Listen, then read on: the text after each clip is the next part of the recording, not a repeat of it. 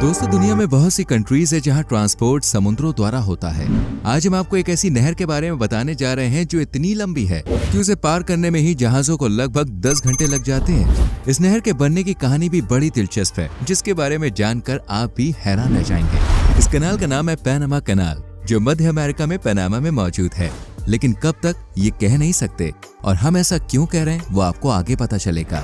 पर उससे पहले आइए जानते हैं इस पैनामा कैनाल के बारे में। ये कैनाल प्रशांत महासागर और अटलांटिक महासागर को आपस में जोड़ती है। इस नहर की लंबाई लगभग 82 किलोमीटर है, जो इंटरनेशनल बिजनेस को बढ़ावा देती है।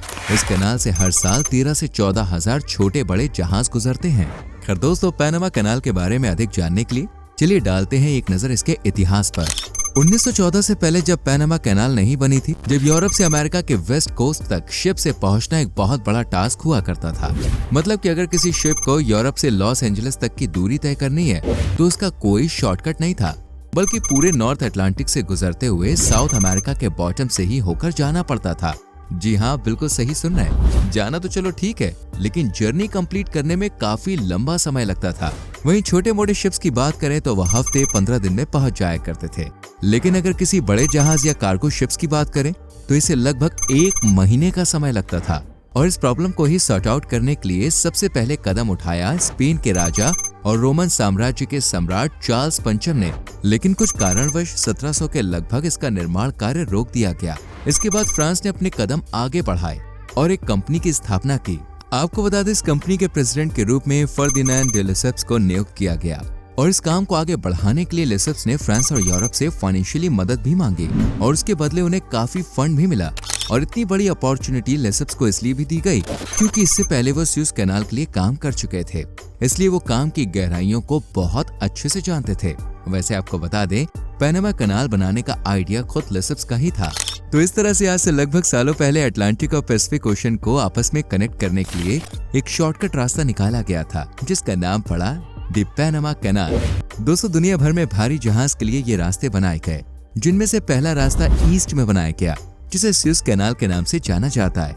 ये ईस्ट एशिया कंट्रीज जैसे कि चीन, जापान, ताइवान जैसी कंट्रीज को यूरोप से कनेक्ट करने का काम करता है। वहीं दूसरे शॉर्टकट के लिए सेंट्रल अमेरिका में बनाई गई पैनामा कैनाल का इस्तेमाल किया जाता है। दुनिया भर में आज लगभग 50 से 60 हजार कार्गो शिप्स मौजूद हैं, जिनमें से 70% से ज्यादा कार्गो शिप्स इन्हीं दो शॉर्टकट रास्तों का इस्तेमाल करते हैं।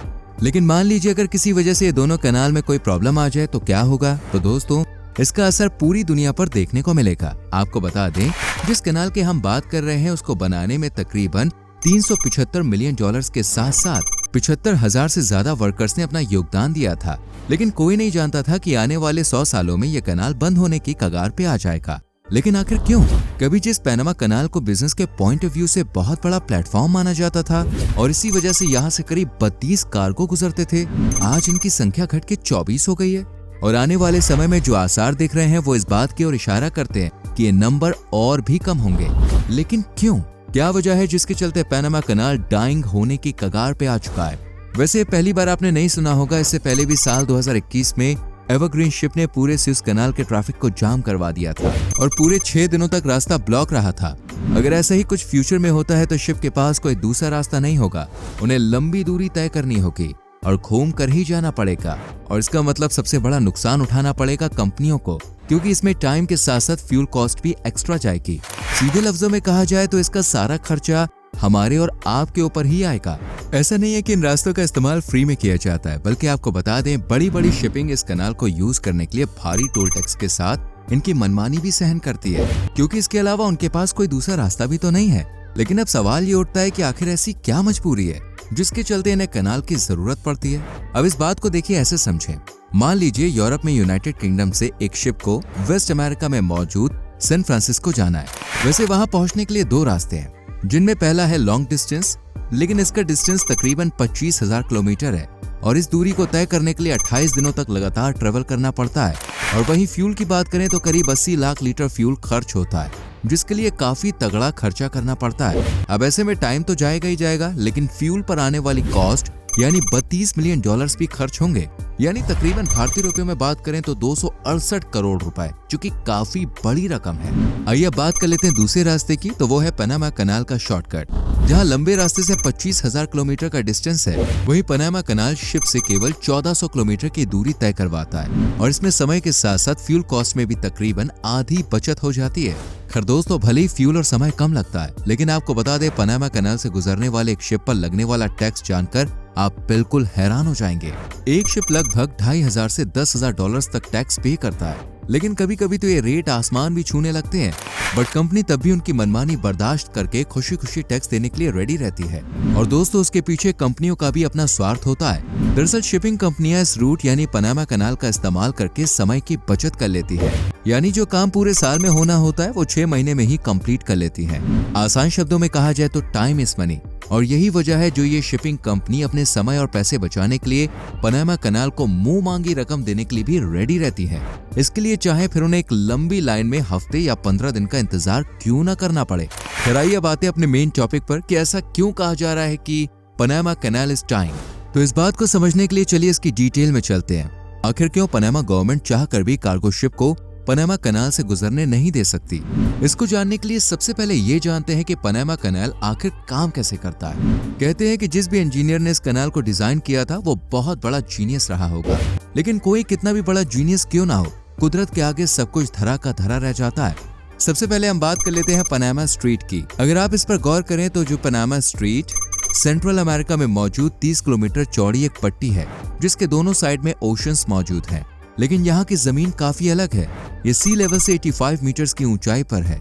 इस वजह से पहले शिप को 85 मीटर्स की ऊंचाई तक उठाया जाता है। इस वजह से पनामा कनाल के ओपनिंग पर ही लॉक्स लगाए गए हैं और इसका इस्तेमाल केवल शिप को ऊपर उठाने के लिए ही किया जाता है। शिप को इस प्रोसीजर में कई लेवल्स पार करने पड़ते हैं, तब जाकर कहीं वो गाटून लेक में दाखिल होता है। यहाँ पर गौर करने वाली बात यह है कि जब शिप को ऊपर उठाया जाता है या फिर नीचे पहुंचाया जाता है, तब इन दोनों ही प्रोसेस में लेक गाटून का पानी इस्तेमाल किया जाता है। आपको बता दें, जिस लेक गाटून की हम बात कर रहे हैं, यहाँ का पानी यहाँ के लोकल लोगों के पीने के काम आता है। बात करें यहाँ से गुजरने वाले शिप्स की, तो रोजाना यहाँ से 38 शिप्स गुजरते हैं। लेक गाटून एक बहुत बड़ी लेक है, जहाँ बारिश के पानी के साथ साथ आसपास के पहाड़ों का पानी भी इकट्ठा होता है, जो शिप की वजह से जाया होने वाले पानी की कमी को पूरा करता है। चलिए वापस से अपने मुद्दे पर आते हैं कि आखिर अब ऐसा क्या हुआ जो पनामा सरकार यहाँ से गुजरने वाले शिप्स के खिलाफ है। तो दोस्तों, जब इस पनामा कैनाल को बनाया गया था, तब उस समय किसी के दिलो दिमाग में ये बात नहीं थी कि अगर कभी भविष्य में लेक गाटून में बारिश का पानी कम हो गया तब क्या होगा। और यही एक बहुत बड़ी परेशानी का कारण है, क्योंकि यही मसला आज पनामा गवर्नमेंट के गले में फांस बन चुका है। जी हाँ दोस्तों, हर 2-3 साल के बाद यहाँ पर एक ऐसी लहर आती है जिसमें पनामा एरिया में बारिश बहुत कम होती है और ये दिन पर दिन बढ़ता ही जा रहा है। और अब अगर हम रेशियो देखें तो हालात इतने बद से बदतर हो चुके हैं कि 2023 में यहाँ बारिश ही नहीं हुई और वेदर डिपार्टमेंट ने यह डिक्लेयर कर दिया है कि 2024 में भी यहाँ पर बारिश की संभावना काफी कम है, यानी कि ना के बराबर। और यही बहुत बड़ा कारण है पनामा अथॉरिटीज के पास, जिसकी वजह से वो शिप को आगे पास ऑन नहीं कर रही थी, क्योंकि उसके पास अब केवल 2 ही रास्ते बचे हैं, या तो वह कनाल चला लें या फिर अपने लोगों को पीने का पानी प्रोवाइड कराते। वैसे देखा जाए तो पनामा कंट्री की जो सालाना इनकम पनामा कनाल से होती है वो लगभग $3 बिलियन की है, जो यहाँ की जीडीपी का बहुत बड़ा हिस्सा है। अब अगर कनाल बंद कर दिया जाता है तो इनकी इनकम पर बहुत बड़ा झटका पड़ेगा, और अगर कनाल खोलते हैं तो लोग यहाँ पानी को तरस जाएंगे। अगर वो चाहे समुद्र के पानी को गाटून लेक में डाल दें तो वो भी ऐसा नहीं कर सकते, क्योंकि भले ही ये कैनाल ऑपरेट हो जाए, लेकिन खारे पानी को पीकर लोगों की जो हालत होगी उसे आप अच्छे से समझ सकते हैं। और यही वजह है कि यहाँ की गवर्नमेंट ने एक सख्त कदम उठाया है और लेक गाटून के पानी को बचाने के लिए कुछ फैसले लेने शुरू कर दिए हैं। इनमें से सबसे पहले इन्होंने शिप की नंबरिंग को कम किया, यानी जहाँ कभी एक दिन में 38 शिप्स गुजरा करते थे, इस नंबर को उन्होंने कम कर दिया। अब तकरीबन 18 ही गुजरेंगे, यानी कि एक तरह से हाफ। और दूसरा डिसीजन है कि केवल वही कार्गो शिप्स गुजरेंगे जिनके पास कंटेनर्स कम होंगे, यानी 40% तक, और बचे हुए गुड्स को दूसरे कार्गो में शिफ्ट किया जाएगा। इस तरह से अब पनामा से गुजरने वाले शिप पहले से काफी कम हो गए और अब लोग अपनी बारी का इंतजार करते हैं। वैसे तो लोग ये बुकिंग एडवांस में करा लेते हैं, लेकिन जो लोग किसी वजह से बुकिंग नहीं करवा पाते उन्हें 15-15 दिन तक अपनी बारी का इंतजार करना पड़ता है। वहीं इन सबके साथ साथ टोल टैक्स में 10% एक्स्ट्रा कॉस्ट फ्रेश वाटर पर चार्ज भी लिया जा रहा है। आपको बता दें, अगर आपको पनामा कनाल से जाना होगा तो उसके लिए 3 महीने पहले बुकिंग करवानी पड़ती है। यूँ समझ लीजिए कि जो गुड्स अभी मैन्युफैक्चरिंग के लिए तैयार किए जा रहे होते हैं, उनकी डिलीवरी के लिए बुकिंग मैन्युफैक्चरिंग से पहले करवानी पड़ रही है, वो भी अच्छी खासी कीमत पर। पनामा कैनाल का फ्यूचर अभी डार्क नजर आ रहा है, यानी कि अंधेरे में। या फिर से पनामा कैनाल वैसे ही शुरू होगा, वैसे ही काम करेगा, या फिर नहीं, किसी को नहीं पता। क्योंकि क्लाइमेट चेंज किसी के हाथ में नहीं है, ये एक हकीकत है और उससे लड़ना किसी के भी बस की बात नहीं है। हो सकता है यहाँ पर बारिश पड़ना बहुत कम हो जाए और पनामा कैनाल को हमेशा के लिए बंद करना पड़ जाए। Who knows क्या होगा फ्यूचर में।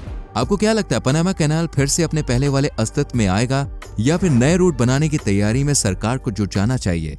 अपनी राय कमेंट सेक्शन में जरूर लिखें। वीडियो को लाइक और शेयर करके चैनल को सब्सक्राइब करें और बेल आइकॉन प्रेस करें, जिससे आपसे आने वाली वीडियोस मिस ना हो। मिलते हैं आपसे अगली वीडियो में। Till then bye bye, take care.